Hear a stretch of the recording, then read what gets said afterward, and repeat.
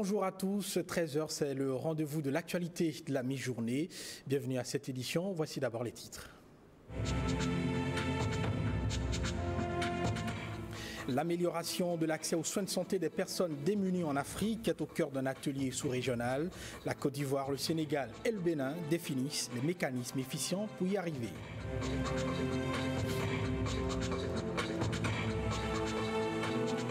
Les Béninois ont-ils un problème de gestion rationnelle de leur temps? La question est préoccupante au regard des résultats d'une enquête de l'INSAE sur la journée type du Béninois. Les travaux de cette enquête ont été validés hier.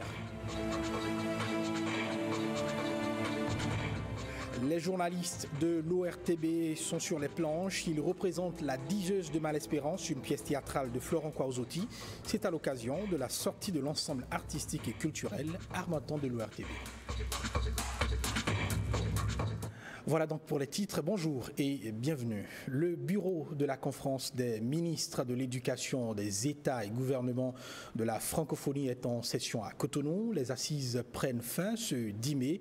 Et au menu de ces échanges de la Confémène, il est question, entre autres, de l'adoption du thème de la prochaine réunion, la ministérielle de 2018. Ghislain Pouguet et Alexis Quenom ont suivi pour nous ces travaux. Reportage. Les acteurs francophones de l'éducation sont au Bénin. Ils sont à Cotonou pour la session 2017 de la réunion du bureau de la conférence des ministres de l'Éducation, des États et gouvernements de la francophonie Confémène. Ces dernières années, la Confémène a travaillé à renforcer sa notoriété, sa crédibilité, sa visibilité auprès de la communauté internationale. L'accès à l'éducation pour tous est une priorité autour de laquelle se retrouvent les 44 pays membres de la Confémène. Présent à Cotonou, le représentant de l'administrateur général de l'Organisation internationale de la francophonie, OIF, l'a rappelé au cours de la cérémonie officielle de lancement des travaux. Nous avons en commun le combat contre l'ignorance, le combat de faire en sorte que les jeunes filles et les jeunes garçons puissent avoir accès à l'éducation, à une éducation de qualité. Il a exprimé à l'occasion le soutien de l'OIF à la Confémène, une institution actuellement présidée par le Gabon. Tout au long du processus de définition et d'adoption des objectifs de développement durable, la Confémène a su donner de la voix, indiquer sa vision et partager ses réflexions sur les enjeux mondiaux de l'éducation. Les travaux de la session 2017 sont lancés par le ministre béninois de l'Éducation maternelle et primaire, représentant le président de la République. À l'issue de cette session, la Confémène aurait fait des avancées notoires dans la préparation de la prochaine ministérielle. C'est aussi une occasion que nous saisissons pour exprimer notre adhésion renouvelée à la cause de l'éducation. Cette session est consacrée à l'étude et à la validation des dossiers à soumettre à la ministérielle de 2018 qui se tiendra au Canada. À la fin, le Bénin prendra la tête de cette institution, la plus ancienne de l'OIF, pour 1 an. Accès à l'éducation, parlons maintenant de cet accès à tous aux soins de santé de qualité qui reste un droit fondamental reconnu. Sa mise en œuvre et son fonctionnement font l'objet d'un atelier à Cotonou. La Côte d'Ivoire et le Sénégal sont conviés aux côtés du Bénin à cette réunion. Une rencontre qui doit à terme définir des mécanismes pouvant améliorer l'accès aux soins de santé des personnes démunies en Afrique. Le compte-rendu de l'ouverture des travaux avec Rachidat Biomoman et Alexis Sebéman. Comment assurer durablement l'accès aux soins de santé aux plus démunis? C'est tout l'enjeu de cet atelier international initié par l'Institut panafricain pour la citoyenneté, les consommateurs et le développement, COSIDEV en abrégé. Il nous faut donc réfléchir ensemble sur comment faire en sorte que, à côté du financement de l'État, à côté des ménages, à côté de l'appui des partenaires techniques et financiers, que nous puissions imaginer, identifier des mécanismes que nous appelons des mécanismes endogènes de prise en charge de la santé. L'objet de cet atelier régional, c'est d'abord de partager cela. Au Bénin, 8,4% de la population est couverte contre le risque de maladie, 20% au Sénégal et 15% en Côte d'Ivoire. Le choix porté sur Cotonou est significatif d'un hommage à l'action engagée depuis 2008 par le Bénin dans la mise en œuvre du régime d'assurance maladie universelle, aujourd'hui en cours de réforme profonde à travers l'assurance pour le renforcement du capital humain ARCH. Vous vous inspirez certainement des expériences connues en général et du modèle de l'ARCH en particulier, dont l'opérationnalisation est en cours de démarrage. Au terme de ces 2 jours de travaux, des recommandations devront être faites au regard des expériences dans les pays pilotes afin d'élargir l'assiette des cotisations pour la santé et accélérer la couverture maladie universelle au niveau sous-régional. Et on en vient maintenant à cette journée, une journée pour évoquer la résistance aux antibiotiques. C'est une première au Bénin. Les experts ont confronté leurs idées pour discuter non seulement de la gestion des infections à batterie résistantes, mais également du mécanisme de lutte contre le développement de la résistance aux antibiotiques. Cette journée de réflexion et d'études s'est tenue ce mardi à l'ISBA, à la Faculté des sciences de la santé à Cotonou. Bruno Hotekbo et Patrick Jossou pour le point. Aujourd'hui, l'absence d'action contre la résistance bactérienne sera demain à l'origine d'une absence de guérison des maladies infectieuses. Alarme lancée en 2011 par Margaret Chan Fung Fushun, directrice générale de l'OMS, Organisation mondiale de la santé. Alerte confirmée en 2017 où la résistance se fait plus présente, plus pressante et plus persistante face aux antibiotiques. Elle entraîne, cette résistance, une augmentation significative de la durée d'hospitalisation des patients et du coût de leur prise en charge, mais également une augmentation de la morbidité et de la mortalité liées aux maladies infectieuses. De plus, en l'absence d'antibiotiques sûrs et efficaces pour prévenir et traiter les infections, certaines interventions chirurgicales deviennent des actes médicaux à haut risque.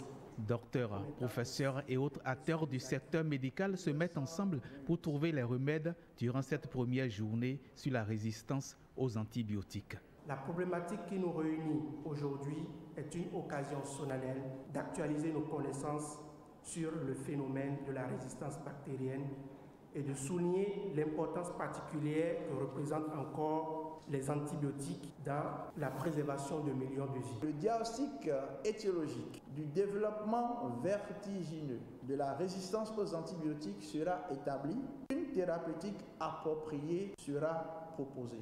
Des recommandations qui seront sans aucun doute mises en œuvre pour que les populations aient le bonheur d'une bonne santé à la bonne heure. On reste toujours en santé, on parle de ce dépistage chirurgie oculaire gratuit pour les personnes atteintes de la cataracte et du glaucome. L'opération se déroule à la mosquée centrale à Safona, au quartier Fidjrosé à Cotonou. L'initiative émane de l'ONG islamique de la Charité pour lutter contre ces pathologies oculaires au Bénin. Cécile Roundé et Brice Chibozo étaient sur les lieux. Ils nous font un compte-rendu de l'événement. Comment réduire le taux des handicapés malvoyants au Bénin? La question préoccupe l'ONG internationale islamique de la Charité. Elle lance sa 7e campagne sur la cataracte et le glaucome.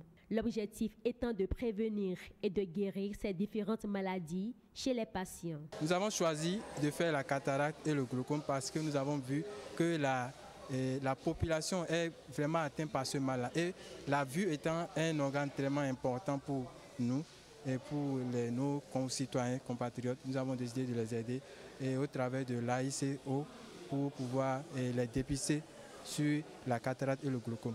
Donc vous venez, vous faites dépister. Lorsque on vous diagnostique que vous avez la cataracte ou le glaucome, vous serez programmé pour les opérations soit le jeudi, vendredi ou samedi. On exhorte la population à sortir massivement, à venir pour pouvoir se faire dépister. Parce que vous savez, la cataracte, ça peut conduire à une cécité progressive. On a fait le dépistage d'environ 1000 personnes pour 1000 personnes. Et ceux qui sont retenus pour les opérations, nous avons 140 qui sont maintenus pour passer à l'opération jusqu'à ce moment. Les interventions chirurgicales seront assurées par des experts venus de l'Égypte. L'ONG coétienne œuvre depuis 1994 dans les domaines socio-éducatifs et sanitaires au Bénin. Et maintenant, retenez cette statistique. 9h15, c'est le temps de sommeil au quotidien d'un Béninois. Ces chiffres sont une moyenne issue d'une enquête réalisée par l'INSAE sur un échantillon de Béninois. L'enquête met en effet le doigt sur la gestion du temps par les Béninois. En clair, il y ressort que le temps est loin d'être perçu comme une denrée précieuse au Bénin, du moins à en croire les chiffres issus de cette enquête de l'Institut national de la statistique et de l'analyse économique. L'atelier de validation du rapport de ces travaux a eu lieu mardi à Cotonou. Monique Torrent et Jean-Claude James. À première vue, peu de Béninois vont se reconnaître dans ces schémas qui renseignent sur l'usage des 24 heures de la journée. Et pourtant, femmes et hommes sont loin du compte en ce qui concerne la gestion du temps, où 9h15 sont consacrées au sommeil. Chaque Béninois consacre en moyenne 3 heures seulement, je dis bien seulement, à son activité principale. Si je dois faire une caricature, je vous dirai, mesdames, messieurs les fonctionnaires, que sur les 8 heures que vous devez à l'État béninois, vous n'en faites réellement que 3. Et vous verrez que nous ne sommes pas au bout de nos surprises. Nous notons que seulement 45 minutes dans une journée est consacrée à la préparation des repas. On aurait pu imaginer que les femmes restent davantage à la cuisine. Bien plus que le temps que vous consacrez, mesdames, messieurs, à bavarder, à tchatcher, à discuter, puisque là, c'est 1 heure que vous consacrez à parler. Cette deuxième enquête sur l'emploi du temps est soutenue par la coopération allemande GIZ. Plusieurs raisons motivent sa réalisation. L'inscription dans le cadre de cette collecte vise à actualiser la première édition qui date de 1998. Et cette inscription est aussi mue par le souci de travailler dans le sens de la valorisation du temps. Il s'agit ainsi d'une des enquêtes structurées parmi les plus riches par la multiplicité des dimensions économiques et sociétales qu'elle aborde et de la diversité de l'information et des thématiques qu'elle offre à la recherche. Les résultats de cette recherche constituent des éléments indispensables pour l'élaboration des politiques publiques. Et on s'intéresse maintenant à cette voie de desserte, mais chargée de souvenirs pas trop gais pour les populations de Womé et de Kokotomé dans la commune d'Abomey-Calavi. Mais depuis peu, l'État béninois a lancé les travaux de construction d'un ouvrage de franchissement du bas-fond de Womé pour soulager les peines des populations. Alors, 1 mois après le démarrage des travaux, quel est l'état des lieux? Eh bien, William Tchoki et Calvador Awanou sont allés sans convaincre. Reportage. C'est le principal et le plus court axe de jonction entre 2 localités populeuses de la commune d'Abomey-Calavi. Il s'agit de Womé et de l'arrondissement de Kokotomé. C'est aussi le plus dangereux en saison des pluies, un bas-fond dont la traversée a plongé à plusieurs reprises des familles dans la détresse. C'est une voie vraiment dangereuse qui faisait vraiment des victimes. Les gens qui ne savent pas nager, à moto ou à pied, se noient. Et encore de plus, comme nous avons le CEG Kokotomé qui est là, les élèves ont du mal à traverser ce bas-fond-là. Évidemment, elles éprouvent de sérieuses difficultés, les populations. C'est la peur au ventre qu'elles engagent la traversée. Mais depuis peu, l'État a décidé de la construction de cet ouvrage de franchissement, un ouvrage long de 324 mètres. On a démarré il y a environ 1 mois. Là, il y a une première phase sur laquelle nous sommes, c'est les sondages et puis les installations du chantier. Donc le chantier a prévu 3 mois. Pendant les 3 mois, nous allons faire les sondages, on va faire l'étude et c'est au bout de 3 mois qu'on présente le projet même qui sera validé par l'administration et la mission de contrôle et en ce moment on démarre. 3 mois pour le sondage, puis 12 mois pour les travaux proprement dits. Les populations de leur côté se réjouissent du démarrage. On est en train de construire le pont pour nous et puis aujourd'hui là on est un peu joyeux. Oui. Et ça nous réjouit parce que si cette infrastructure peut bien terminer, donc je crois que c'est bon pour nous les citoyens de Womé et de Kokotomé. C'est un soulagement pour nous, c'est un soulagement, un grand soulagement. En attendant l'achèvement des travaux, elles ne peuvent se contenter de ce passage précaire. Un aménagement fait de sacs de jute rempli de sable, un tablier de fortune qui s'affaisse déjà par endroits. On parle d'une autre infrastructure, cette fois-ci un monument, mais à Cotonou. Il s'agit de la place du souvenir, anciennement appelée place des martyrs, construite avec l'appui de la République de la Corée. Elle a été inaugurée le 16 janvier 1979, soit 2 ans après l'agression du 16 janvier 1977. Ce monument reste un des vestiges du passé glorieux du Bénin, un pan de la mémoire vivante de son histoire. Alors, tels des archéologues et des historiens, nos reporters repartent sur les traces de ce monument historique. Place des martyrs, symbole d'une victoire historique, c'est un sujet de Jean-Claude James et Augustin Boudou. À l'heure où nous vous parlons, nos unités de combat sont à pied d'œuvre et défendent avec un acharnement révolutionnaire les points stratégiques de notre ville agressée.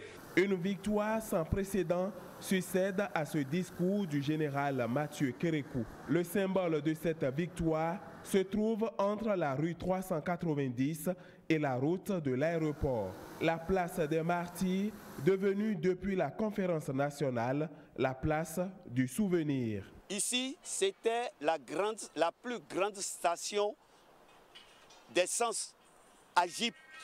C'était une grande place. Le bureau est derrière le CNSS là. Le grand bureau était là, la grande station était là. Il y avait plusieurs stations ici. Vous venez de l'aéroport, vous prenez du carburant. Vous venez de la ville ou de Kadiaou, vous prenez du carburant. Mais après cet événement, le feu Mathieu Kérékou dit, dans leur réflexion, ils ont dit on ne peut pas laisser la station là ici sans pérenniser la mémoire de nos compagnons d'armes qui se sont donnés pour la cause de la patrie. C'est comme ça qu'on a rasé ici et que la place des martyrs est venue. Le 16 janvier 1977, qui a été quand même une occasion de montrer la détermination de notre peuple à défendre non seulement la nation de nos ancêtres, mais aussi la révolution. Eux, ils croyaient à une surprise, mais c'est nous qui les avons surpris. Parce qu'on croyait qu'on n'avait pas d'armes autant que ça.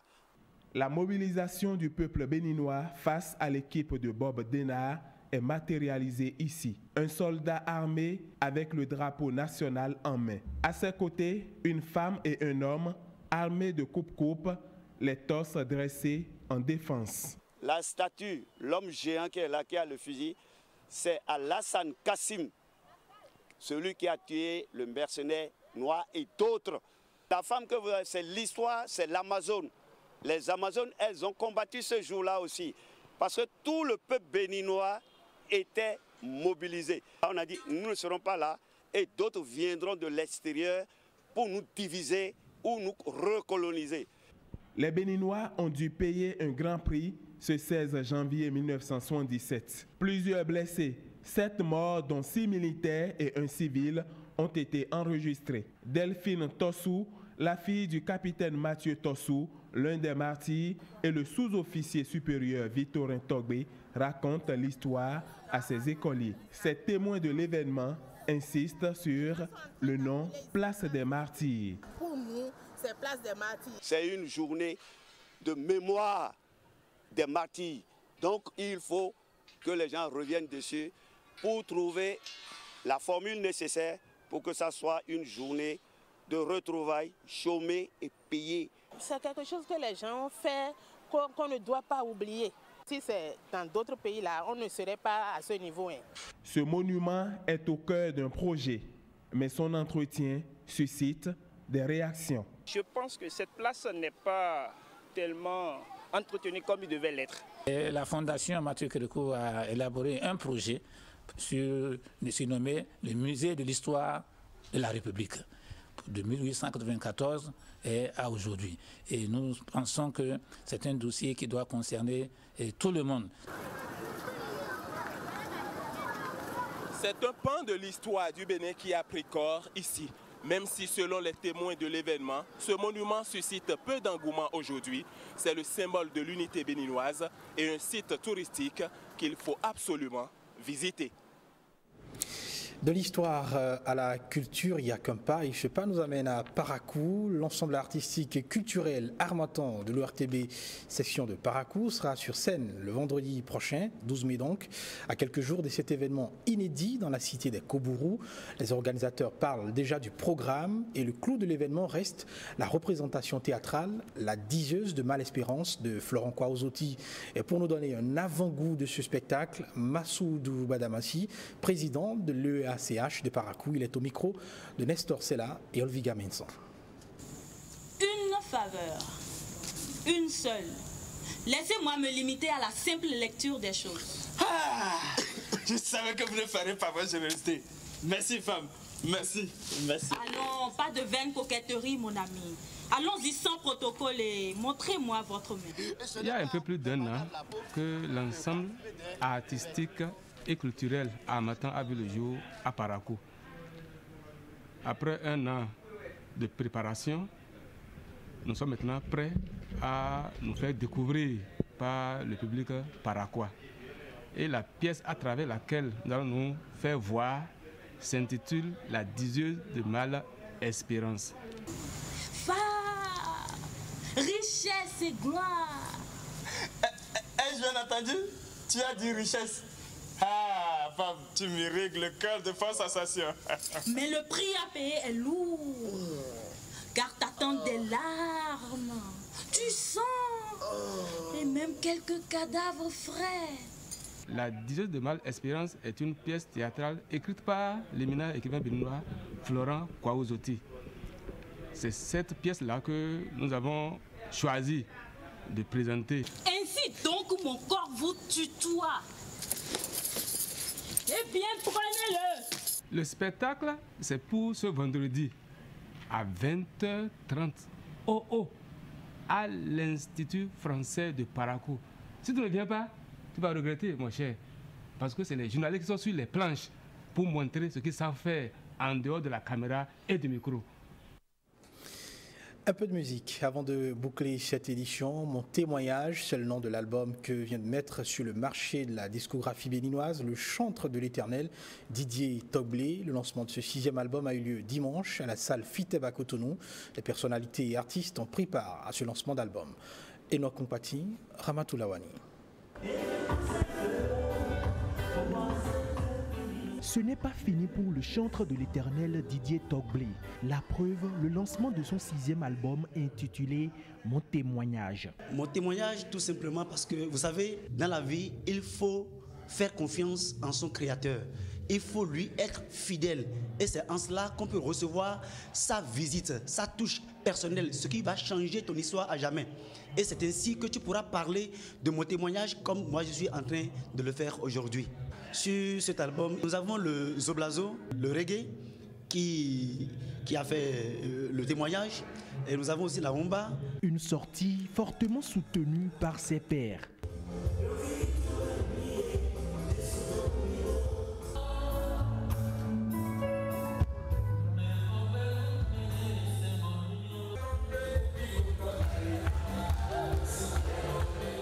Derrière cet album, il existe une main visible qui apprécie le chantre. J'aime tout ce qui a trait à la louange, tout ce qui a trait à la chanson religieuse, tout ce qui a trait à l'adoration. Et mon frère Didier Togblé est dans ce ministère, donc je suis venu naturellement le soutenir afin que les œuvres qu'il produit puissent impacter le peuple de Dieu, parce qu'à travers la chanson aussi, on évangélise. L'album est disponible en version audio avec 7 titres et 2 remixes.